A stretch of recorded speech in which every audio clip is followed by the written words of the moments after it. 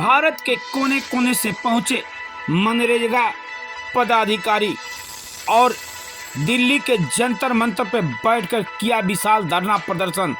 अपनी मांगों को लेकर देखना है भारत सरकार इनकी मांगों को पूरा करती है या ऐसे ही धरना प्रदर्शन करते रहेंगे।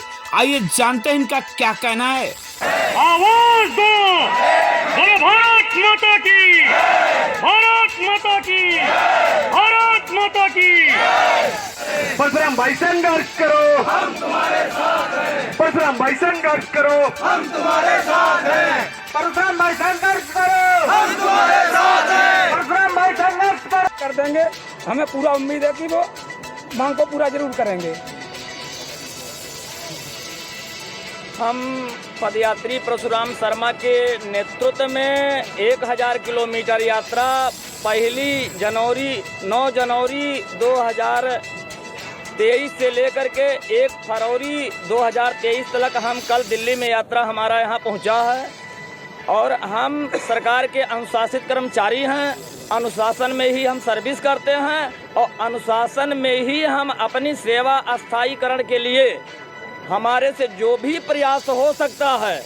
अभी तो बनारस से दिल्ली, अब हम प्रधानमंत्री जी के जन्म का क्षेत्र गुजरात से दिल्ली, कच्छ की खाड़ी से बंगाल की खाड़ी, ऐसे हम पूरे देश में यात्रा समय पड़ने पर काम नहीं रोकेंगे, काम करेंगे लेकिन विरोध दर्ज कराएंगे। काली पट्टी बांध के सम्मेलन करेंगे, धरना करेंगे, प्रदर्शन करेंगे, जल समाधि करेंगे, भूख हड़ताल करेंगे, आमरण अनशन करेंगे। वो सब चीज करेंगे जो परमानेंट होने के लिए आवश्यक है। अभी चुनाव आ रहे 2024 में, क्या कहेंगे? मनरेगा के कर्मचारी किधर जाएंगे? जी, ये चुनाव में वोट डालना जनता का काम है, हमारा वोट से कोई लेना देना नहीं है। हम अनुशासन में काम करेंगे, बशर्ते जब 40 साल तक कांग्रेस नहीं टिक पाई, ये 10 साल भारतीय प्रधानमंत्री जी नरेंद्र मोदी जी हैं और चूंकि जनता से चुन के आए हैं और हम कर्मचारी जनता के बीच वाले हैं। एक रोजगार सेवक के जिम्मे संपर्क 2-2 हजार लोगों का होता है। प्रधानमंत्री जी के पार्टी 1 बूथ 10 यूथ, एक बूथ पर 10 जवान रखते हैं और हमारे साथ एक बूथ पर 200-300 फौड़ा चलाने वाले लोग रहते हैं। तो हम इनके 10 जवानों से हारी हैं, उन्हें हमारे तरफ ध्यान रखना चाहिए और हमारा परमानेंट करना चाहिए। ये योजना है वो केंद्र शासित योजना है और पूरे देश में विविध राज्यों को मनरेगा पर संविदा के रूप में कर्मचारियों की नियुक्ति की गई है।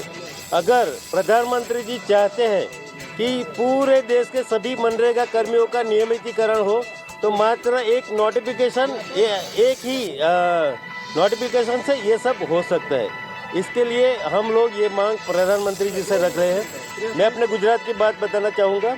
हमारे गुजरात में अभी विधानसभा का इलेक्शन था तो कर्मचारी की मांगों को लेकर और जैसे बताया कि बनारस से पद यात्रा भी की गई, इससे क्या मांग आप लोगों की है? मनरेगा कर्मचारी जो कई वर्षों से 16 वर्षों से मनरेगा में काम कर रहे हैं, उनकी नौकरी अभी अस्थायी नहीं की गई है और नहीं उनको उनका पूरा वेतन मान दिया जाता है। बहुत कम वेतन पर काम करने के लिए बाध्य किया जाता है और इसके लिए विगत हम लोग 10-12 वर्षों से नई दिल्ली के लिए जो है प्रधानमंत्री जी को ज्ञापन देते रहे हैं और अपनी पीड़ा को रखने का काम किया है। लेकिन दुर्भाग्य है यहाँ से कोई भी सकारात्मक जवाब आज तक नहीं मिला है।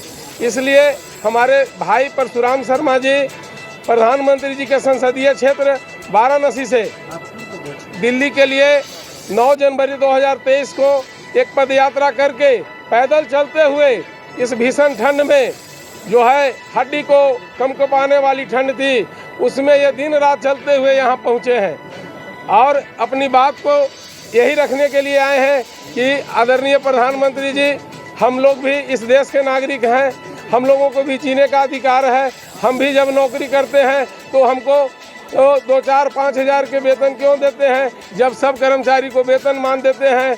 आप भी क्या भी जब हम सेवा कर रहे हैं और मनरेगा के अलावा भी कई कार्यों को आप करवाते हैं वो भी हम करते हैं, तो हमारा जो है हक जो है वेतनमान और नियमितीकरण का है, इसको से महरूम नहीं किया जाए और इसको तत्काल प्रभाव से लागू किया जाए।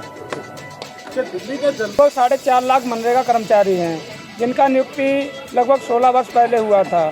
हम लोगों को संविदा पर विश्व की सबसे बड़ी योजना है मनरेगा, उसके संचालन के लिए रखा गया था और हम लोगों ने तमाम तरीके से आंदोलन करके प्रयास करके भारत सरकार तक ये संदेश पहुंचाना उचित समझा और पहुंचाते भी आए हैं। और सरकारों द्वारा जब भी चुनाव का समय आता है तो बड़े बड़े वादे करके हम लोगों को लुभावन किया जाता है और वादे किए जाते हैं कि आप लोगों का नियमितीकरण होगा, और जैसे ही चुनाव निकल जाता है वहीं सरकारें आकर के हम लोगों का शोषण करती हैं।